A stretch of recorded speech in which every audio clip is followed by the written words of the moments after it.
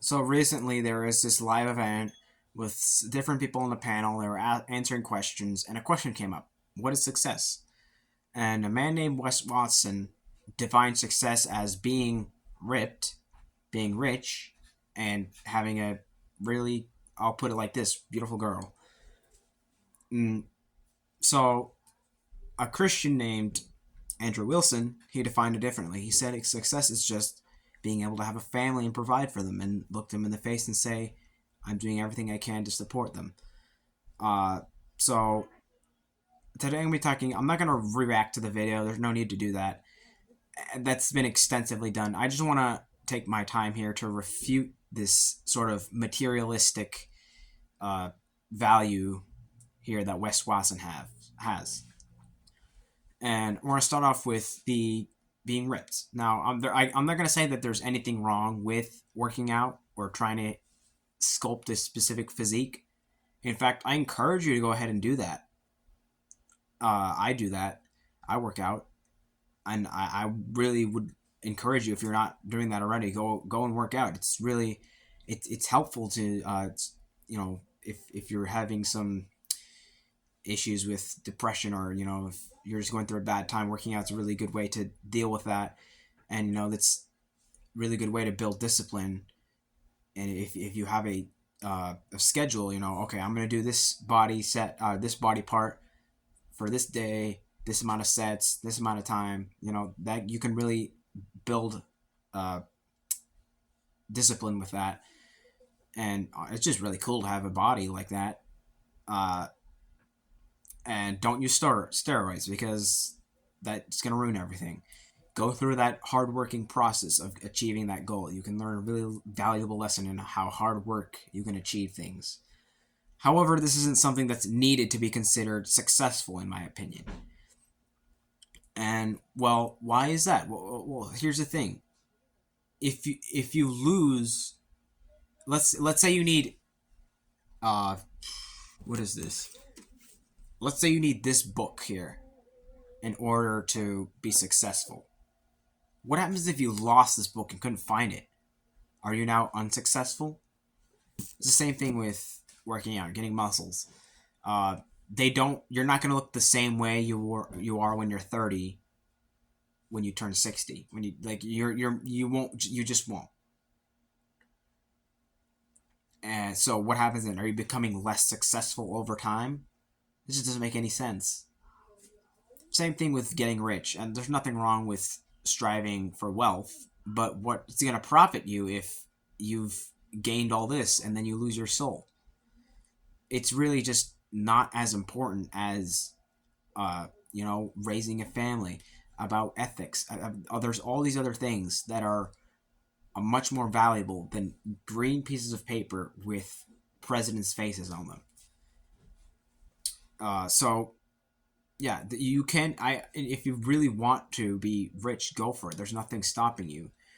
But uh, if you're going to make this, oh, I need this amount of money, or I am broke, that you're making this, you're putting all your hope in this.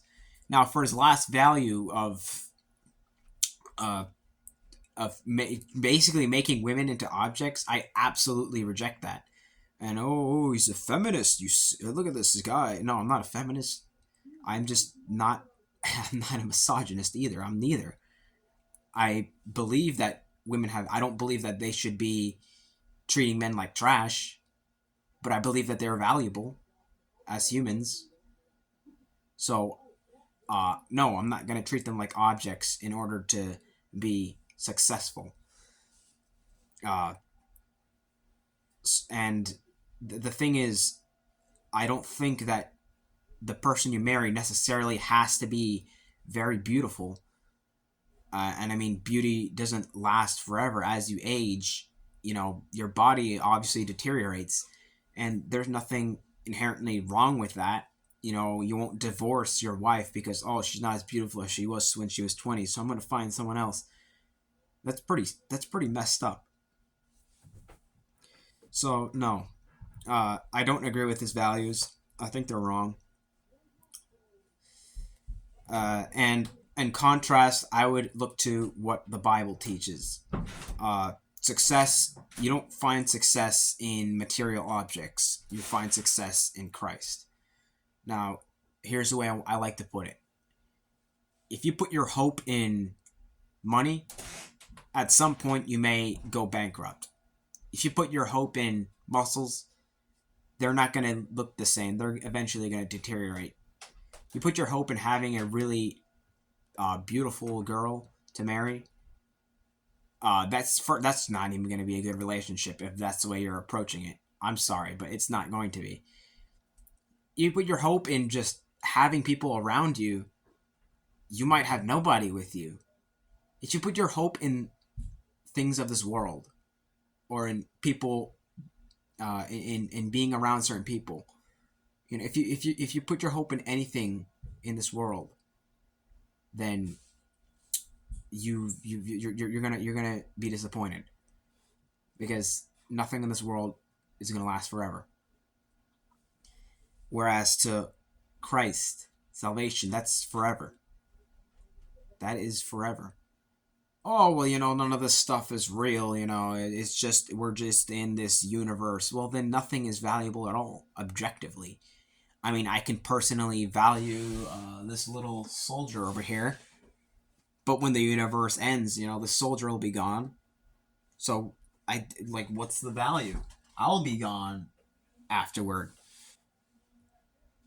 If you're going to say, well, none of this stuff exists, it's just this universe, all right, then what's the value? We're in a little pale blue dot orbiting a star that's orbiting a black hole that's in this massive galaxy of what, 2 trillion galaxies in this universe, in a what we can currently see is 93 billion light years in diameter, and that's just what we can see.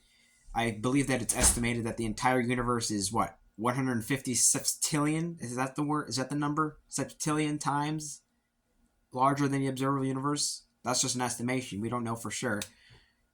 I don't know how to pronounce that number. I think it's sextillion. I can't. It's weird. I know. But anyway, so we have this massive universe, and we're just this insignificant nothing in this little pale blue dot.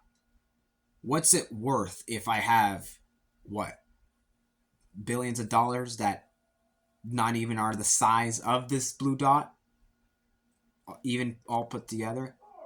If I have this body that pales in comparison to the size of a black hole that will just banish me from existence, who knows what goes on? We don't even know what goes on in a black hole. Or having this girl that maybe she doesn't even truly love me. Maybe she just thinks, wow, his muscles are great, and by the way I'm viewing her, I don't really love her. I just like her appearance. And is that going to be a stable relationship even, or will that eventually just separate because, oh well, she's not as pretty anymore, or oh, I don't have my muscles as big as I used to be anymore?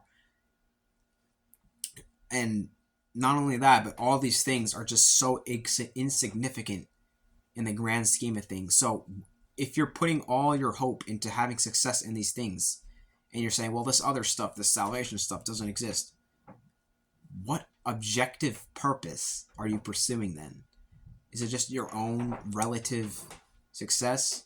Well, then you can't say, I have to have this sort of body. That's just according to you.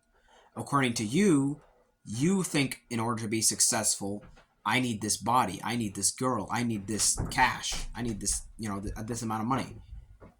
But that's just your subjective opinion. Maybe I think that there's no such thing as success. Maybe I think that success is salvation, and that would be just my opinion. But when you start saying, all right, there are things that are objectively real. All right, there is a real value in this world. What is that value? How do we know that it's about getting money, or about getting girls, or about having muscles? How do we know that it's not about pursuing Christ, which is the only hope I know of? The only hope I rest on in this world, because anything else, I've tried to put my hope on other things, and I've been disappointed.